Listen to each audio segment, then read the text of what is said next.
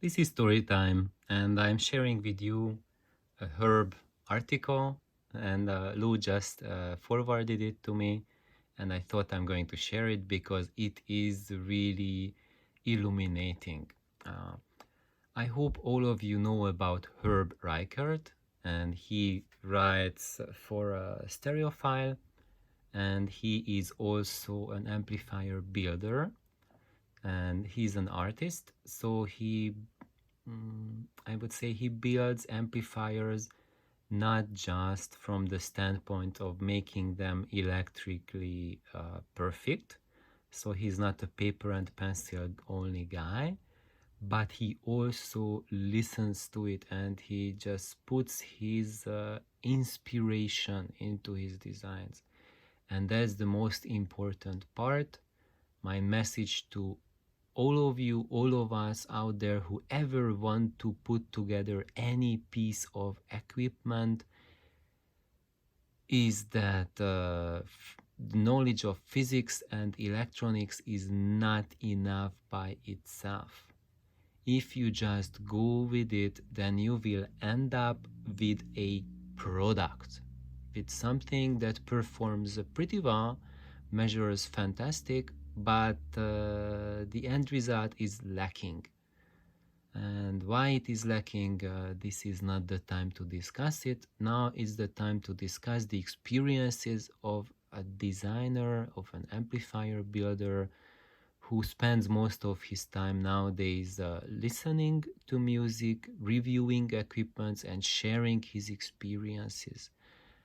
And I highly urge everyone to read his reviews. Generally, I recommend to not be dependent on listening to reviews. Don't be a review addict. But Herb is something different. His reviews are not those bare bone dry reviews that we usually get when someone just reviews for a livelihood. But his reviews give you more about what it is to be an audiophile, what it is when you don't just listen for the sound, but you enjoy the music and you have something that can connect to you to the music.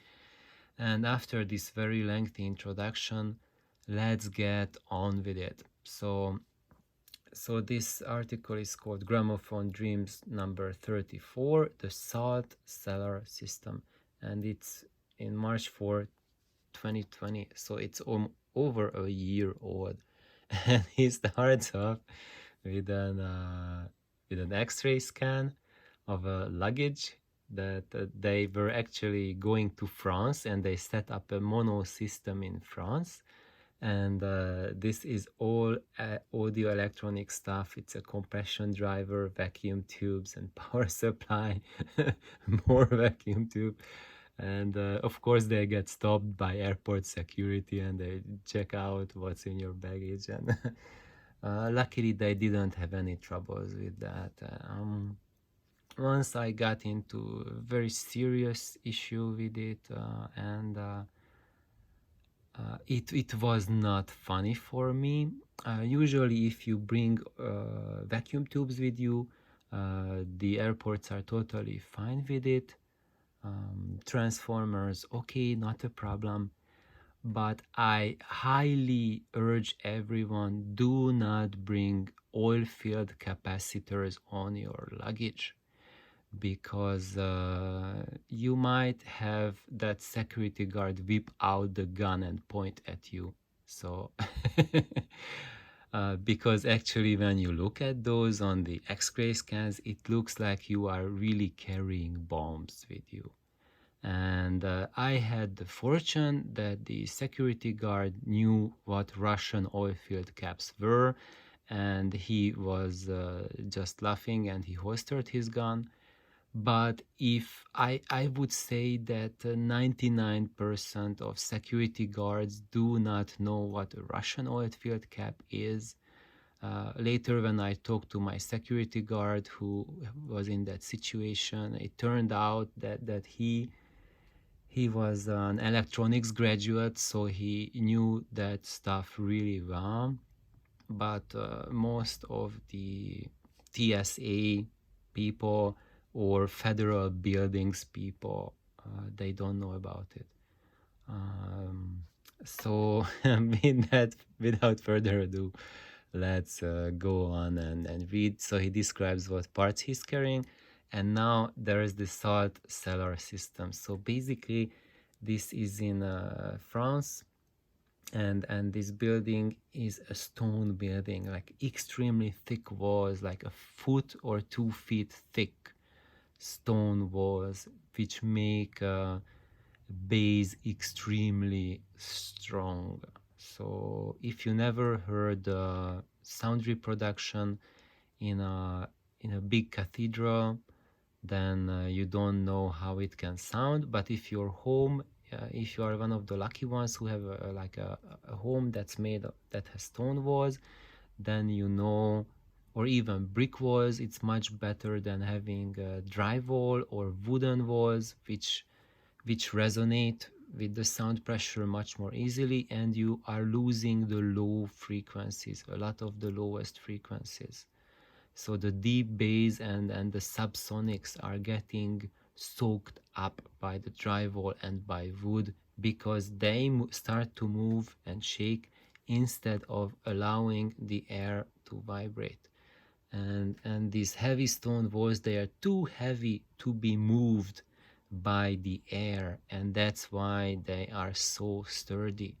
However, they can be moved very efficiently by much lower frequencies when you go down to below 5 hertz or so. That's why when you have an earthquake where you have those super low frequencies, then your stone constructions tend to crumble, and your wooden structures can survive that, because that is just the frequency below which the wood structures can resonate. However, when you have the stone structures, it just really gives a next level experience to experience deep bass.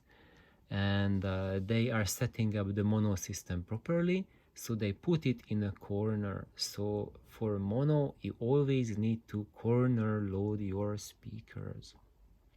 And what they are doing here is they put together a very ancient stereo system. So something that is coming from the 20s, 30s technology, but put together with the best available way that we know today. So using for the signal parts the best quality components that we have. So basically it's a kind of like a form of a time travel of experiencing the earliest sound that we made with electronics, and experiencing it today.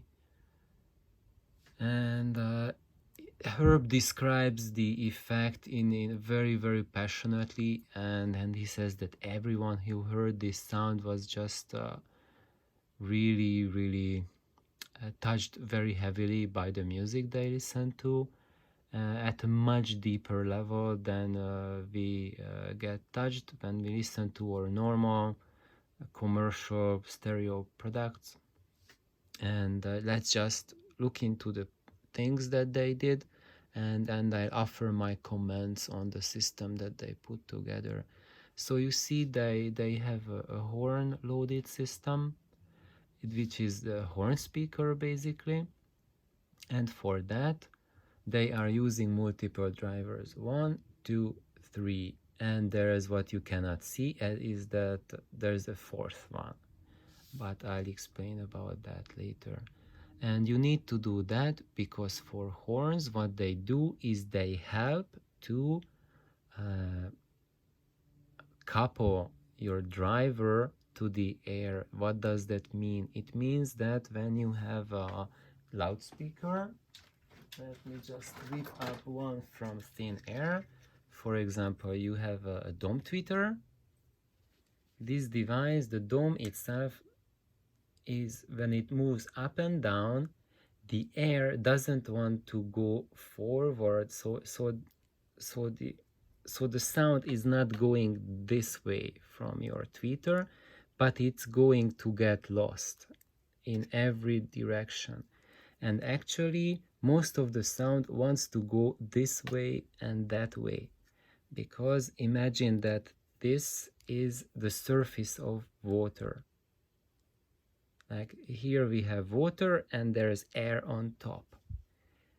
And if you start pumping under the water, like pushing the water up, then the water will not shoot upwards, but the water will flow on the sides, right? That's what you notice, that if when you are in a pool and you are underwater and you are jumping up, then the water, you will not make, the most of the mass of the water will just move to the side and disperse there, and you will be very inefficient at getting water move upwards. Same thing happens with the speakers, because they have an even worse job to do than us jumping in a pool, because when you jump in a pool, the difference between that is the density between water and air. But when you have a driver, then the density difference it is between a solid and air. So it's like handicapped pool jumping. That's what sound reproduction is. And when you attach a horn in front of it, so it means that you are placing a funnel, I'm sorry, in front of the driver. Like I would need one more pencil for this, or pen or something. Imagine like this funnel. Then when the waves start to propagate, they have to expand gradually and follow the shape of that funnel. So basically you end up with most of that pressure being directed away from the loudspeaker and coming at you, because they point at you, then the sound wave is pointing at you. And this makes the process way more efficient. However, this shape, it defines what are the frequencies that can be affected by this process. I have a series of videos on my channel about this, describing it in high detail. Just go back in time. Just look for the keywords horn. I think like the secret of horn speakers or something like this is the title, like a 5 episodes long series. However, it also means that the lower the frequency, the bigger the horn needs. So that's how you can tell a high frequency horn that it has a relatively smaller diameter, and this gigantic one, believe it or not, is still just a mid-range horn. And this one is like an upper mid bass horn, and guess what, the bass horn is the continuation of this thing to the back, and basically using your entire room as the bass horn.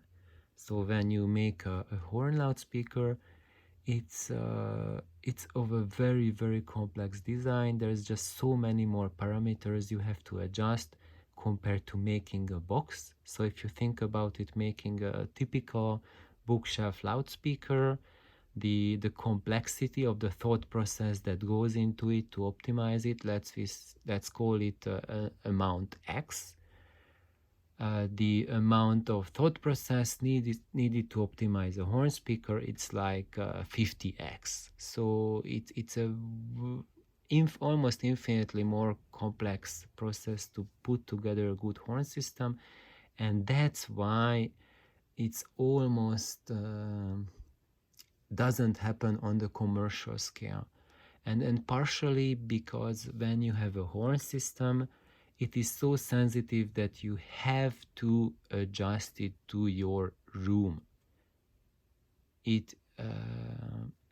So when you build one, you always have to take your room into consideration, and that's why you cannot just build a generic horn.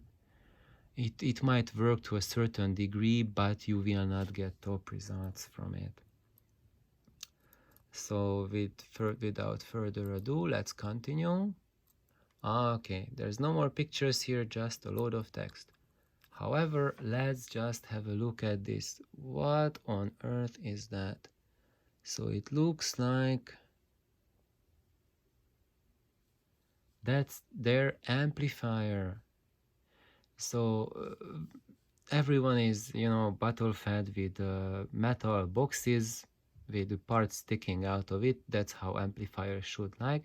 Are these guys totally nuts? They have a wooden board and they put the vacuum tubes in there. Are they totally nuts?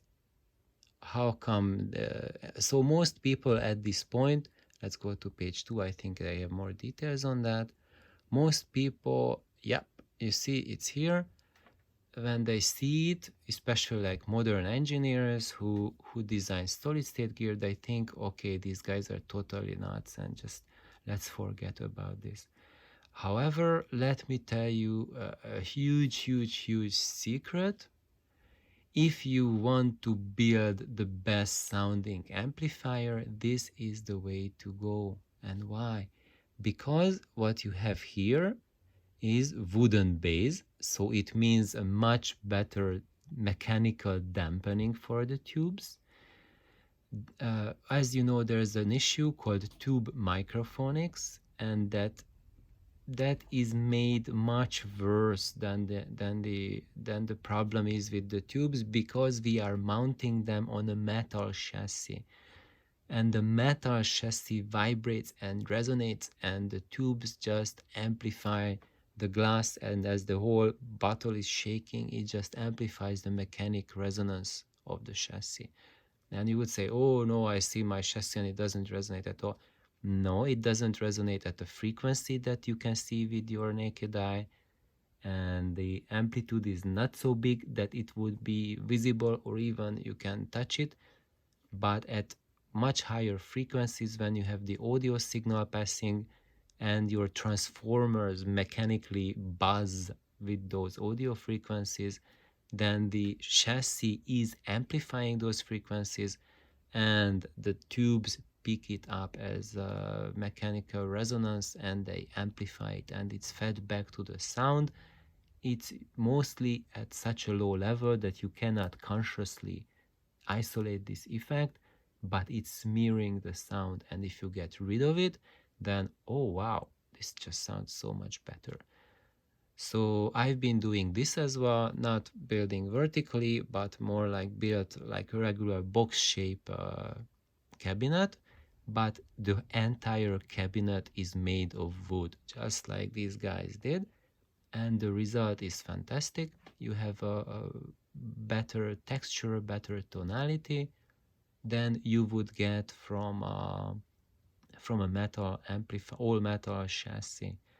There's a compromise that you can do, is that you have the base of the chassis made of wood, and the top plate is metal. That's like the second best choice, and then the third best is when you have a regular all metal chassis. That's the worst that you can do, and this is the best. However, before you all get very excited, let me share you something, is that if you use this sort of application, you cannot go with very high voltages. So in this setting, your plate voltage should be below 300 volts to make it safe. And that's because using wood is a fire hazard. So if you have an amp that uses, let's say, 700 volts as its B plus, that would most probably catch fire within a few months if you build it this way. So that's like an absolute fire hazard. If you use high B plus voltages, you must use a metal plate to run those high voltage wires by it. So in that case, what you see is that people who build high quality tube amps, they have a metal plate where they have the tubes and the transformers, and you have the border, the base of the amp, it's made of wood. So that's the best compromise you can get.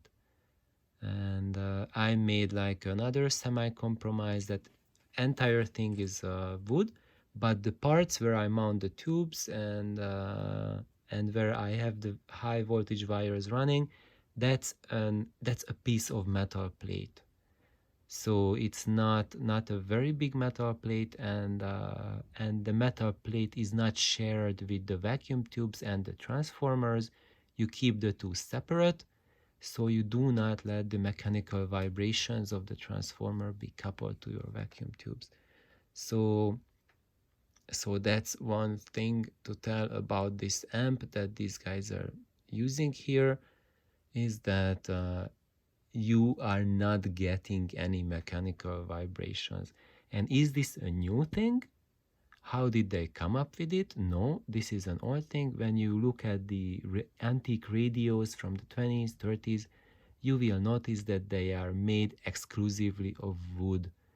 Of oldest radios are made of like hardwood cabinets, and they weigh a ton because they use very thick, very dense and hard wood, and that just contributes a lot to their sonics, to their sound. And now I'm not commenting too much on the tubes themselves, but we could comment a lot. However, I'm already past 20 minutes. Some of you are probably just bored to death, and those who are not, please read this article. It is really highly educational, loads of fun, and I can concur with Herb in all of the details that he's sharing with you. So thank you for tuning in. I hope you spent a good time, and tune in later. Thank you. Bye bye.